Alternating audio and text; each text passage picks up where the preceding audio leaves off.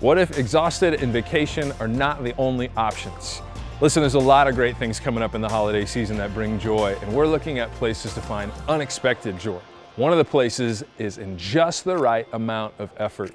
When we remember who we're going with and where we're headed, it's not about whether it's easy, it's about whether it's worth it. And there's joy all along the way. This is what we're exploring from Philippians 3 today. So I want to encourage you to download the outline, follow along with that, invite somebody to watch along with you, because here we go with the joy of effort.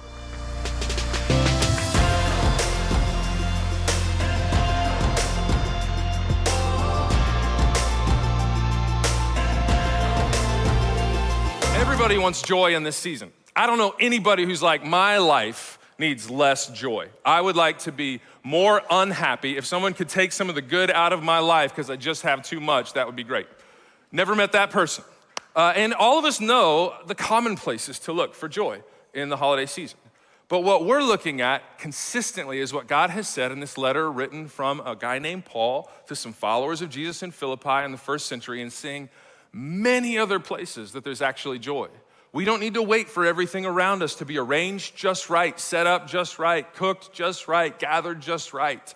There are places all along the way to experience the joy that God has in mind for us. And so we're looking for that. But before we read this letter that Paul writes, showing them yet another place to find joy, I just want to set a baseline that every single one of us needs, because it's something that Paul and the Philippian church had already agreed on. In fact, if you're trying to figure out what this whole Jesus thing is about, this picture will show you very simply. We call it the three-circle gospel. It's a simple picture you could draw on a coffee shop napkin in less than 2 minutes and tell the story, not just of what God has done in our lives, but what God has done in all of our lives, should we choose to accept it.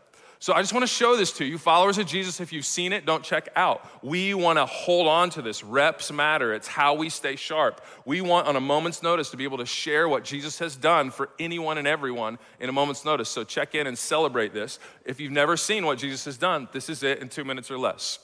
How many of you live in a world that is perfect? Anybody in a perfect world? Show of hands, no hands, cool. We have a world that is broken. Can I get an uh-huh? Right? That's just our experience. You don't have to convince anyone, we just know it. And honestly, if we get honest with ourselves, it's not just out there that's broken. While that is true, it's also in here that is broken. There are times that despite our best efforts, we harm ourselves, we harm others. We do our very best with the best of intentions, but sometimes there's just like, it's just like, how do I escape this? And so sometimes we use lots of effort and work really hard and self-help and self-improvement and like pull ourselves up by our bootstraps and try to escape the things that are kind of wrecking us. And eventually, listen, we just often find our way sucked back in. We just need a strength bigger than what we have. We live in things that are just broken. From illness to pandemic to everything else, it's just a struggle. But it wasn't always like that. In fact, the desire we have, or the inclination that it can be better, implies that at one point it was better, or at some point it will be better. In fact, that's the story of God, is that he made it perfect. God's design was good, like in the best sense of the word. Nothing bad about it. He designed us to know exactly who we are and what our purpose is. He put us in community with no arguments or dissension or like breakups or anything. Like there was a good, healthy relationship between God, between people, among ourselves, and even with the creation itself. It just worked. It was right. So the question is, what happened? Well, we looked for good without God. That's what we did. We said, God, here's your way, but let me just try my way for a minute. And it wrecked stuff. Does that sound right, followers of Jesus? Like that's not just the big story, that's our story. We looked for good without God and it messed stuff up. The Bible calls that sin. Anything that is contrary to God's design or God's character wrecks stuff. It just does. And that's how we ended up here. And so God could have just washed his hands of the whole thing, did not. He says, I love who and what I've created too much to leave it where it is. And so God literally entered creation. This is Christmas. He showed up. He entered creation as Jesus. Into this broken world came Jesus and said, you know what? Give me all the brokenness. Give me all the consequence of anything that could separate anyone ever from God. I'll put it on my shoulders, Jesus said, because he never had any sin of his own. He could take it, and then he killed it on a cross and then rose again and conquering death, saying, hey, I'll take your death. Why don't you have my life? This is what Jesus did for all of us. Entered creation, died on our behalf, raised again so we could have his life, so he gets to be king. You like my crown? Scale of 1 to 10, give me a score. Actually, don't. Jesus made things right, and he says, here's the deal. I did this whether you acknowledge it or not, and I did it for you whether you receive it or not. But he said, for anyone who will turn in my direction and live with me, I'll call you alive just like I came out of the grave. I will take all the broken parts of your life and bit by bit, piece by piece, I'll put you back together. He says, turn and follow me. This is what happens in the moment of baptism. They're saying from that moment on, in every way we can, we just want to partner with Jesus and have him put us back together, which is exactly what he promises to do. If we acknowledge him, what he does is he starts to help us grow to be more like him as we hear more and put it into practice, as we see him more clearly and put it into practice. And not only does he cause us to grow and come alive, he invites us to partner with him, not only to experience his good design, but to carry what we're experiencing of him into the broken world to invite people to be alive in the way that Jesus has called them. This is the gospel. Paul showed up in a town called Philippi, and probably not in these pictures, but essentially told that story. What God has done in Jesus means you can come alive. It doesn't have to just stay wrecked. You don't have to live this way. It doesn't have to be like this. God has good in mind. And so he invites them to follow him. But some things started to go haywire once in a while, and Paul is like, no. Don't settle for anything other than this. And so we pick it up in Philippians chapter 3. Do you have your Bible? In Philippians chapter 3, if you're on the Message version, you can follow along. It's gonna be on the screen if you wanna follow along here. I wanna just encourage you to listen in for a few things. One is this idea of joy. You'll see it at the very beginning and the very end, but you'll see it really all the way throughout. That where we find joy, we've seen this before, we're gonna try to stay with God and stay together. Do you remember that from last week? Stay with God, stay together. Stay with God, stay together. This is where we find joy. You're gonna see it all over Philippians chapter 3. Stay with God, stay together. Faithfulness to God and sticking with his people who are walking his direction are where we find joy. But I also want you to just keep an ear out for how much effort there is and where that effort is placed, okay? Listen for effort as I read along. Here it is, Philippians chapter 3. And that's about it, friends. He writes to his friends in Philippi, be glad in God. Tell somebody around you, be glad. The old school version of that word is rejoice. It has its roots in joy. Be glad, but not just be glad in God. He goes on, he says this, I don't mind repeating what I have written in earlier letters, and I hope you don't mind hearing it again. Better safe than sorry, so here goes. Steer clear of the barking dogs, those religious busybodies. All bark and no bite. All they're interested in is appearances, knife-happy circumcisers, I call them. I'm not going into that, just so you know, all right? We're not going there. We could. The real believers are the ones the Spirit of God leads to, the real believers are the ones that the Spirit of God leads to work away at this ministry, filling the air with Christ's praise as we do it. We couldn't carry all of this off by our own efforts, and we know it. Even though we can list what many might think are impressive credentials. And he goes on to list several of his that wouldn't make a lot of sense to us in the 21st century, but the point of the next few verses is, by their standards, he was awesome, and he knew it.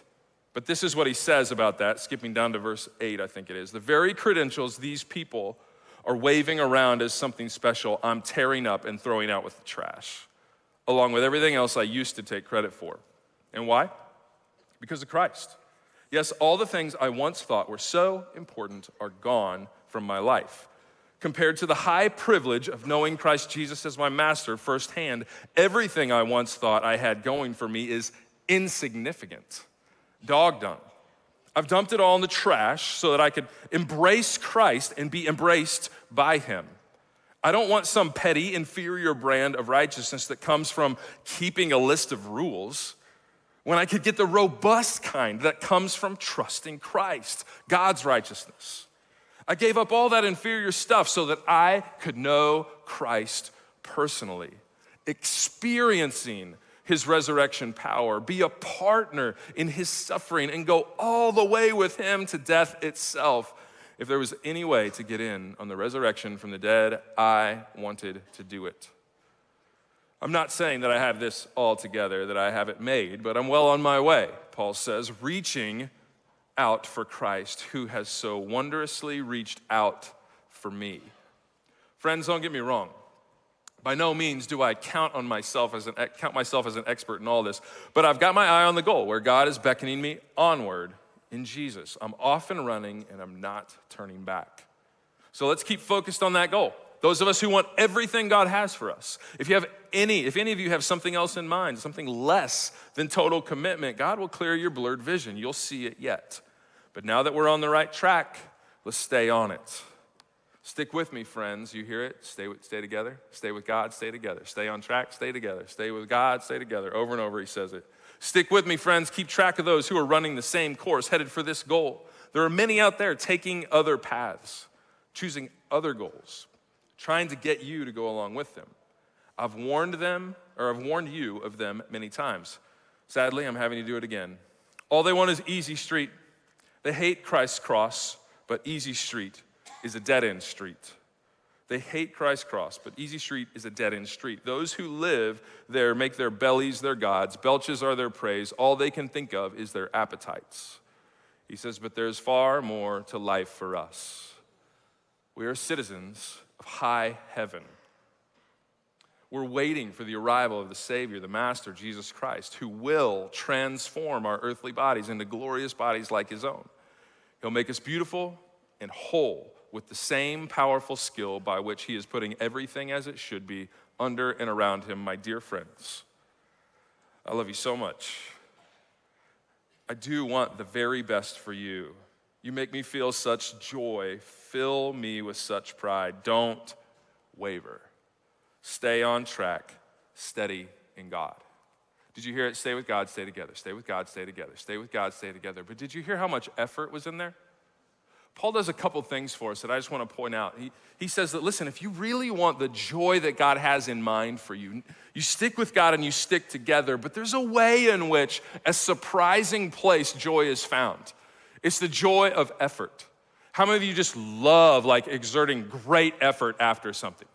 My kids, we went back to Illinois recently and hung out with our family. And in Illinois, they have these things called trees that have leaves on them. And in the fall, all of those leaves fall on the ground. And my father-in-law lives and mother-in-law live on this 14-acre property, little pond. It's kind of an idyllic little place. But they have a big enough yard that just covered with leaves. And rather than sit in the house, my kids decided they would go out and rake up all of those leaves so that they could jump in a giant pile, right? Now, the only way that they were gonna rake leaves was they decided. If I had told them, if we didn't want them to rake leaves, all I would have had to say is go rake leaves. But they decided on their own to go rake leaves, and for hours, over acres, created an enormous pile to the point that this side-by-side that had a cover over it, they were jumping off of that, 6-7 feet in the air, and I'm like, Mom, don't watch, it's okay, it'll be fine, no one's broke yet. There was joy in a surprising place. The amount of effort that they put out to put all of these leaves into one pile, they found joy even in effort. We don't often think of that's the place. Our whole culture says that joy is in rest. You give effort so that you can go on vacation and enjoy it. You work hard during the week so the weekend can be a break. You work hard for a career so you can have a retirement that is full of whatever you prefer in that moment. And Paul is saying, listen, there's not just joy in rest. Yeah, there's joy in rest. Yeah, there's joy in vacation, and those things matter. He says, but there's also joy in effort. Like exhausting rake leafing. I'm just gonna pause, okay. Leaf raking for several hours in the cold to just deeply enjoy it. Now, before we get into how we find joy in effort, I just wanna say that Paul warns us in this passage of two different ditches. There's a road to travel, on each side there's a deep ditch that if you fall in either one, you're gonna miss out on all the good God has in mind. He points at two of them. Because when it comes to effort, we can go wrong really easily in two ways. Ditch number one, or way to go wrong number one, is to try to use effort to make our place with God. This is what he was talking about in that passage I told you I wasn't gonna talk about. He's saying, look, it's not your efforts that make a place for you in God's family. He made a place for you. You don't create that for yourself. And almost everyone who tries to embrace religion or look after anything associated with a God, it's all about effort. I gotta try, I gotta work, I gotta do, I gotta think. It's like, Paul's like, no. It's not that effort is absent, but effort is never earning in Jesus' economy. We don't use effort to make a place with God. Cannot emphasize this enough. If you have your NLT version, this is what it says in verse 3. It says, we rely on what Christ Jesus has done. This is Paul reminding them. Some people came to Philippi and said, yeah, Jesus, but also this. And Paul's like, no, Jesus only. The only reason we're right with God is because we rely on him. He says we put how much confidence in human effort? How much? 0 confidence. Here's what I'm telling you. Don't miss this. With God, you have nothing to earn and nothing to prove. You don't make a place for you with God. He already made you one. It's nothing we could have done for ourselves. In fact, this is what Paul says. I have a million reasons in God's, even in the long history of God's people through what we call the Old Testament, he had every accolade you could imagine. It's all there in the passages I kind of move through quickly. But he says this, he says, I no longer count on me making myself right. Righteousness is just right standing. You know how when you show up with somebody who you've had a little disagreement and things are just a little bit off, you're like, I'm not quite sure where we stand right now. That's the opposite of righteousness. Righteousness is we're good, things are right. Paul says, I don't make that happen. It's not my own that does this by obeying the law. Lots of people think this. Religion is just a long list of do's and don'ts, right? That's what the Bible is, right? Not at all. Not even a little bit. Paul says, no. Rather, I become righteous because I trust with my life in Jesus. I have faith in Jesus. For God's way of making us right with himself depends on faith, not our efforts. I've got 4 kids. They're teenagers now. Excuse me.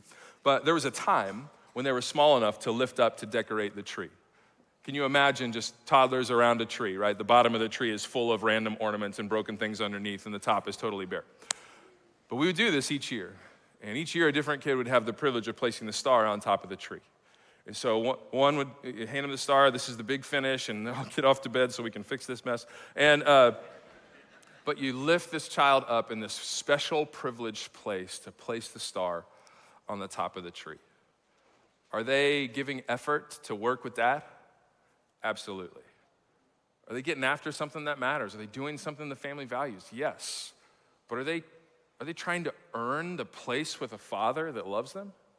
The confidence that they have is not in their ability to rightly place the star or do everything just so. Their confidence is a father's strong hands holding them in place and holding a place for them. This is what Paul is saying. Our effort doesn't make a place for us. Jesus made a place for us. We don't give effort in God's direction to maintain or keep our place so we don't lose it. He already made it for us. This child lifting up to place a star on top of the tree is not wondering if dad is going to give up on them. That's a given. We're together. We're a family. This is it. He doesn't participate and give effort to try to keep their place. We give effort from our place. It's from the freedom we have of belonging in Jesus that we give effort. And so listen, followers of Jesus, maybe you forgot. It's really easy to forget that somehow us staying right with God depends on us. That we got to fight to keep our place, because in the world, that's how it works. You got to fight to keep your place. That's not how it works with Jesus. He made a place, and from that place, we can give great effort. Your effort doesn't save you or make you right or make you whole with God. He already made a space for you. Now, here's what happens. I don't know if you've ever, back in Illinois, we had these gravel roads, right? Maybe the desert roads are very similar, where if you are almost about to hit one ditch and then you overcorrect where you headed, the other ditch, don't hit this one. Or you're like, okay, are you saying effort doesn't matter? Absolutely not. Right? That's what the world says. Effort is bad. It's the price you pay for good things. That's not what God says at all, but that's what the world says. Here's the second ditch.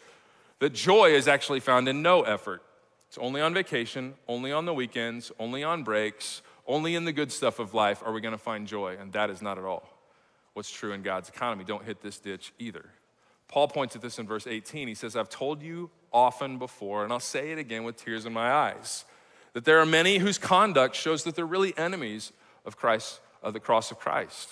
They are headed for destruction. Their God is their appetite. They brag about shameful things, and they think only about this life here on earth. This is the giveaway. When we're thinking only of our appetites or only what's here on earth, only what the number in the account is, only how many people follow us, only the next possession or the things along the way, we're getting too caught up in what's right here, trying to arrange joy for ourselves with the right kind of situation, the right blend of possessions, the right self-identity along the way. This is not the way we find joy. Joy is found by staying with God, stay together, stay with God, stay together, stay with God, stay together, which actually requires 0 possessions and actually does not cost any money whatsoever. Doesn't require health, doesn't require agreement. We can stay with God and stay together and experience joy everywhere. Don't hit either ditch. Don't try to earn things with effort with God. And don't fall into the trap of, well, it's all on him and I'll just enjoy the moments of break. So here's the question for today. Where is joy in effort? Come back to the image of kids in the yard raking leaves. Do any of them wonder if they're still in my family in the moment they're raking? Do they think I'm in the inside, like analyzing the way they're using the rake or how big the pile is or how? No, not at all. They're enjoying and offering great effort from freedom, not for freedom. There is joy and effort when we remember 2 things. 1, we remember who we are with. They were still in my family. They were still together. Grandma and grandpa were watching. Food was gonna be ready at just the right time. They could come in and warm up and get some hot cocoa and go right back out and get back to work. They would know that at the moment the pile was big enough, they would invite us all out and we would come and snap pictures and videos and be like, and hold our breath when they jumped off the top of the side-by-side, right? There's joy in all of this effort. We remember who we are with and where we are headed. They had a plan in mind. It was the biggest pile they could imagine, and they accomplished it. So as they worked along, they realized, oh, there's amazing fun ahead, and we get to enjoy not just that moment, but all of these moments leading up to it. This is what Paul says throughout Philippians 3. I hope you'll read it this week.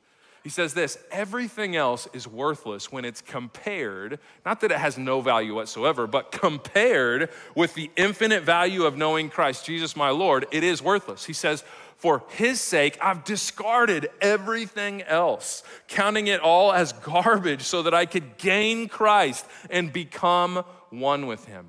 He's not trying to earn a place. He's trying to experience a place, to embrace his place with God, to live out of this relationship he had with God in the direction of all that God had in mind for him, which is what he goes on to say. He says, I want to know Christ. Not like I want to know about him. I don't just want to memorize it. I don't want to know the original language. I got to know all the different places of the Bible. He's like, no, I want to know him relationally.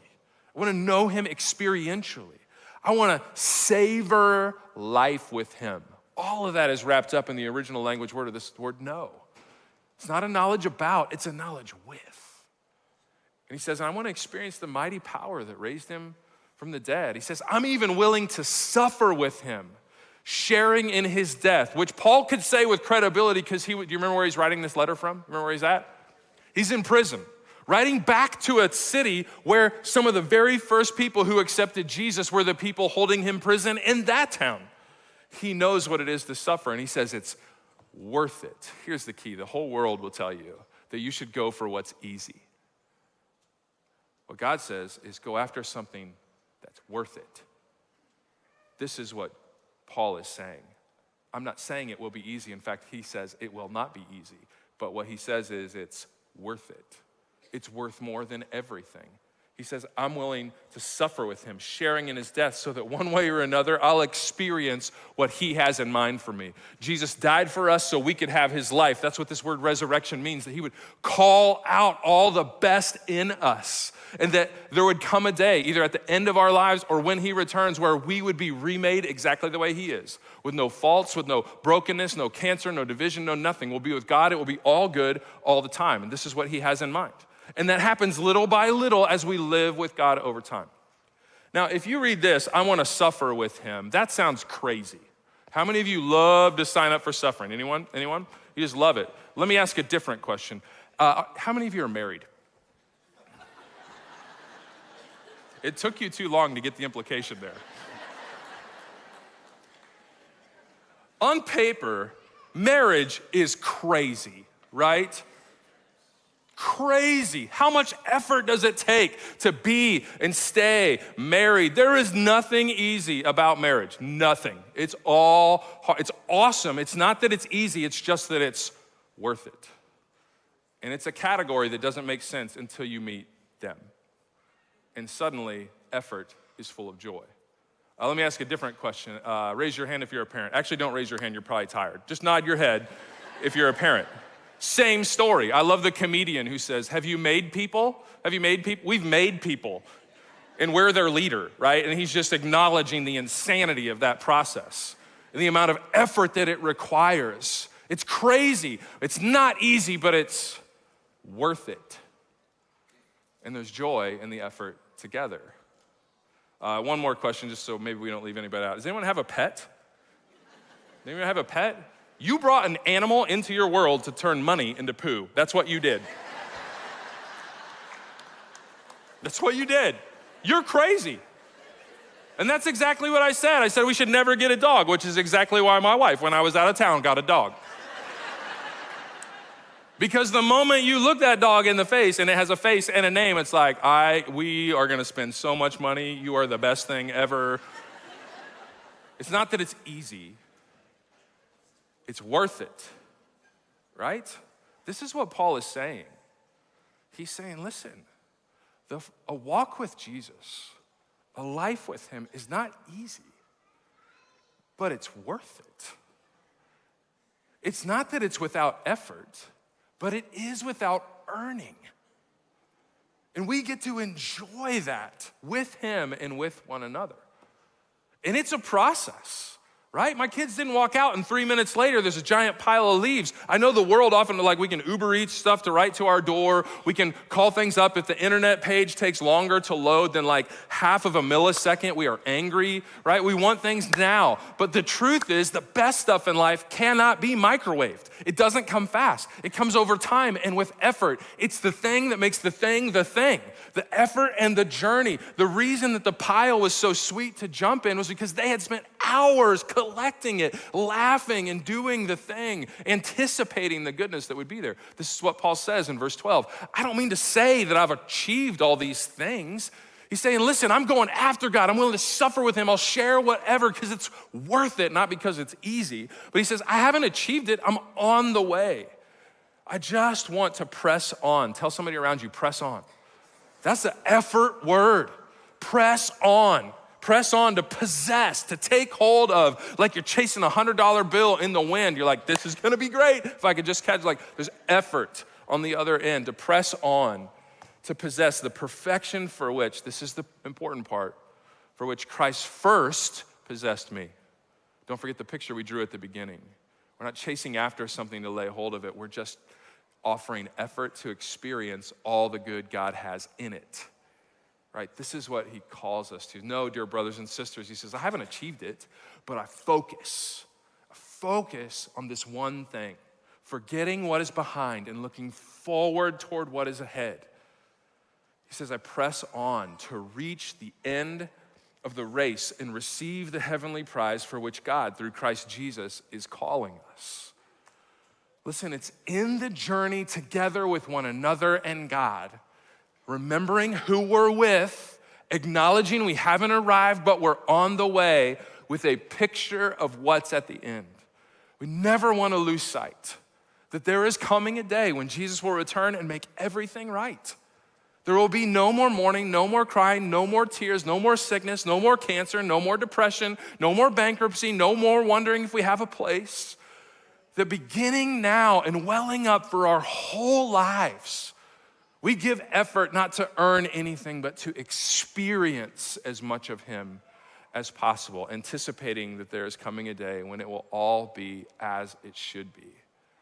And so Paul says, follow my example. Follow my example. And keep pace. Stay together, you hear it? Stay with God, stay together. Stay with God, stay together. Stay with God, stay together. He says, follow my example, which was full of effort. So if you're gonna follow his example, you're gonna exert a fair amount of effort. There's a lot of raking leaves in this life of following Jesus. It's not easy, but it's what? Worth it. He says, dear brothers and sisters, pattern your lives after mine and learn from those who follow our example. Our lives should be characterized by joy-filled effort, so that when a world who thinks that joy is only found in the breaks and in-betweens sees people going hard after things that matter and are worth it and enjoying themselves all along the way, they say, what is different about you? We don't want to just hear what God says, we want to do it. So here I want to offer you 3 questions. If you're following along on the outline, screenshot these or take picture of the screen. These aren't questions you can answer in just a few minutes. You got to think about them and reflect on them. But here's my first question. If joy is found in staying with God, have you embraced what God has done for you? Or today, could you re-embrace what God has done for you? He made a place for you. Some of you walked in and today is day 1 even considering anything about Jesus. I just want you to know, long before it ever even occurred to you and look in God's direction, he gave his life for you to create a space that you could step into the moment you would turn his direction. But if you don't embrace that place, if you go about trying to earn it or trying to carve a different place out for yourself in the world, you're gonna miss out on all the joy that God has in mind for you and with you. And so step 1, if you've never said yes to Jesus with your whole life, is say yes to Jesus and ask him, God, what do you have in mind? If you've been looking for a little while at Jesus and realizing, I think he's the real deal, I think he actually is who he said he was. I think that picture at the beginning made a lot of sense. I've just never made a place for him in my life. I've never stepped into the place he made for me. Step 1 is say yes to Jesus and step into a relationship with him. If today's your day to do that, here's how you do that. You tell God first, God, I want life with you and nothing else. I want life with you, show me what that looks like. I trust Jesus and I want to walk with you. Step 2 is tell some person around you, a person you came along with. Throw an elbow and say, I'm in, or I have questions about what he's saying, can you help me? And if they look at you like, nope, then keep throwing elbows with people around you until you find somebody to help. If you got to elbow your way all the way out to Info Center or to one of our staff members, that's fine. But we want to be a people who support one another in the direction of Jesus, all right? Without any pressure or presumption, we just want to support and walk alongside you.